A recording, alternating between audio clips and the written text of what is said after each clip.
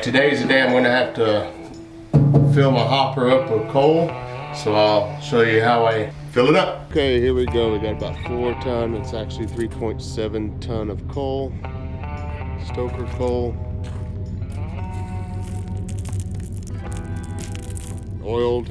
And I used to burn lump coal, but now this is my first load of stoker. This is the last bit of coal that I had that I crushed up. That was the last bit of my lump coal. So now it's time to start burning this. Back that trailer right up in here. Put that auger in yesterday. So we're good to go with that auger. I used to put about almost 6 ton of lump coal in here. So we're gonna fill it up and put this in there, 3.47 ton, and then we'll might have to go get another load and I'll want this thing topped off. Right now it's at the starting the 2nd week of December. It's the 12th of December. So we're getting ready for winter. Okay, we're starting to dump coal. I just got control of the button. Raise it up, Bubba. There you go.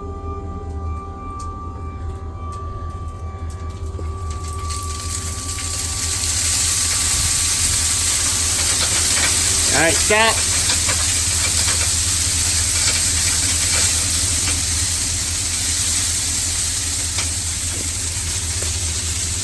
Okay, raise it up.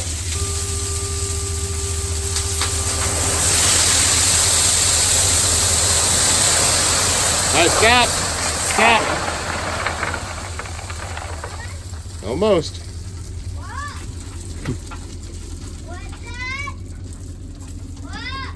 Hold on there, little feller. Okay. We got some more coal, but I gotta rake some away. I guess stoker coal takes up more space than lump coal. I used to get 6 ton of lump coal in here. And this is only 3.7 ton, but we still got some in the trailer, but I'll rake it into these bad spots or these low spots here and go from there. I'll be back. All right, well, that's 3.7 ton, and for some reason it used to be a little over 5, pushing 6 ton. I used to get in there of lump coal, so lump weighs more than stoker. But oh well. There's the auger I put in yesterday. I put an 1140 RPM motor on there with a small pulley, and adjustable, so I can use less RPMs.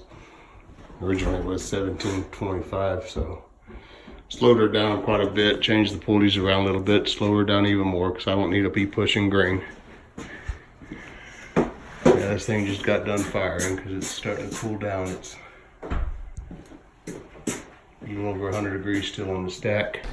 So a buddy of mine, this is just a 12-foot 6-inch auger. It's an old school auger that hauled grain. I got it and I now do my coal with it. It was funny when I first put this together and everything and put my load in here, load of coal. I filled my hopper up once, it went smoothly. And then I had to fill the hopper up again, and the auger was all bound up. But I didn't put that gate in there. I didn't think I really needed that gate. It was up there in the shop. So me and one of my older boys had to come over. We dug all this coal out just around this auger so we can put this gate back in, and we closed that gate on into that auger about halfway, so we won't have a really big mouth on there. And that seems to help out a lot. So I haven't had it bind up on me yet with that slide on there.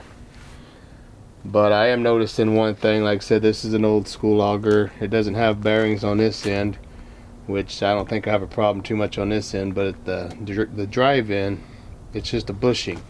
And I think the bushing is out on it, so I'm finding out that I'm probably going to have to put a bearing on there, but it ain't bad for a gift. So we'll buy a bearing and I'll put it on there, and we put a new motor and a new shiv on there already, so it works.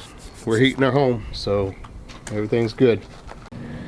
Yeah, and another thing about this auger is when we get down into below zeros and it gets really, really cold out, as much coal as I put on top, And as much coal as that hopper takes, I'll always empty the end of that auger out here, and while I fill up that hopper in there, so I don't foresee me ever having a problem with that auger freezing up on me.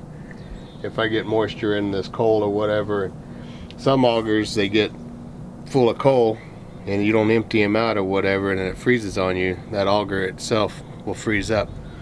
But because of how shallow it is and whatnot, and I can actually take down the end of this auger real quick by filling up that hopper, I don't foresee that happening.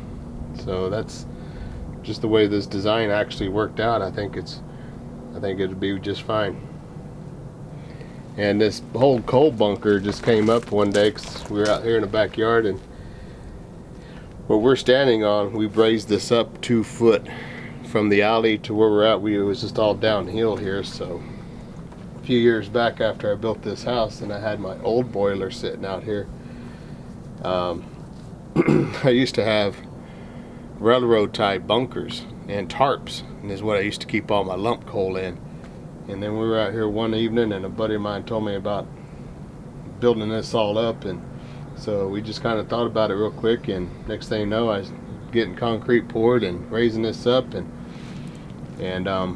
just this retaining wall here is 2 foot deep, or it's just 2 foot from the backyard, and this is up 2 foot, and we went like 3 foot on that wall, made it angled, so it's in a concrete floor in there, and it's about 14 feet by, I don't know, 7 feet or 6.5 feet or something like that. It'll hold a lot of coal. When I burn lump coal, I used to be able to put 6 ton in here, in this, but you can stack it and everything else. This Stoker coal, it's we put 3.7 ton. We had a little heaping pile in there. If I put some backer boards in on this side along these doors here, I'm sure I can get quite a bit more. I didn't tie this into the lid and split the lid and everything because I want to fill this up all the way and not just have a pile, a mound in there. So I'll show you what I do.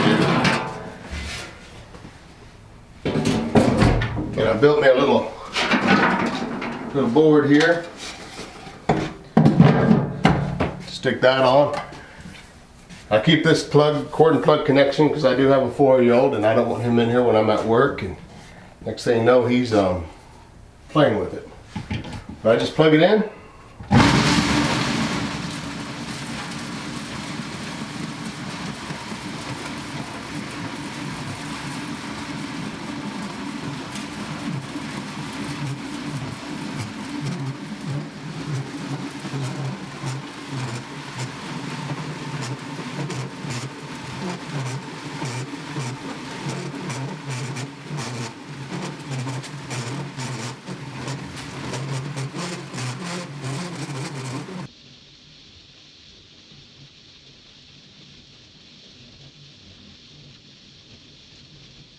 What I like to do is I like to just stop the auger for a minute, bank this up, because like I said, it just piles up right here and I can't work as fast as the auger can work. But they do sell a sensor that you can put on these hoppers and be automated. But I mean, this holds quite a bit of coal, but when I'm in here doing this about every 3, 4, 5 days, depending on the temperatures outside, I've got to be in here anyway to check out the unit and make sure everything is good and we don't have no leaks. So you can't, they say you put a fire in this thing and you basically just walk away from it. You can't. I mean, this thing, it takes care of itself, but it's just right out my back door. So and actually I enjoy putting the coal in myself, and I can actually fill this up all the way. And so I just stop it, I bank it, I'll turn it on a minute, and I'll just fill this little bit up, and then I'll put my lid on and we'll be good. But like I said, they do sell something, it's pretty cool. And I am an electrician at a power plant, and we work with a lot of automation stuff too. And it ain't rocket science, but I just enjoy, I mean, you can get too automated with a lot of stuff, and and it's just another thing to break, and I don't know. I just assume just do it myself, and I got to be in here anyway to check my fire, check my ash. I got to do ashes anyway, so I got to. I mean, I'm not automated on that, so I'll pull ash and put coal to it. Yeah, so this whole system just didn't happen overnight. Like I said before, we started off with just a wood boiler, wood burner, coal burner combo or whatnot, burnt lump coal. It was that old Schaefer wood boiler, wood furnace is what they call it. We started with just that on the slab. Bare backyard. When we built this house, we had nothing but dirt. I had the infrastructure in. As we built, we put all the underground in, all the PEX pipe and heat exchangers and whatnot. And then we eventually built the coal room on the other side of this wall, poured all this concrete on the other side of this wall for the coal bunker, put some retaining walls, and did some different with the landscaping, and kind of incorporated that with trying to find efficient ways to actually unloading our coal and storing our coal. And then the old boiler, it actually, like I said before, it sat in this footprint. It was just about 4 foot by 7 foot, whatnot. And where these pipes are, this was actually the back of the boiler. There's a little clip on us pulling that old boiler out of here. Now it's just evolved. Did all this, started this in 2010. It's 2019. The bad thing is we invested all that money in that one outfit, and it didn't last me but no more than probably 7 years, I believe. Yeah, 2017 is when it went bad, so I didn't even get a full 7 years out of it, and the bottom rotted out on me. But my infrastructure was in, and I knew I didn't want to stay total electric. I wanted to burn coal. I wanted to use a hydronic system for the house for heating and water. So I studied up and looked at different outfits, and I was torn between a few, and I settled for this one, and I told them what I was burning, and we just went ahead and took a chance, and I told them if it works for me at Montana burning sub-bituminous coal, then it works, and hopefully they can start selling more this way. And if it doesn't work, then I'll unhook it and try to put it on the market and try to sell it to somebody on the East Coast. But it's actually working really, really well up here. I'm really pleased. It's efficient. My power bills are low. They're a lot lower than what they had been, even with the old system.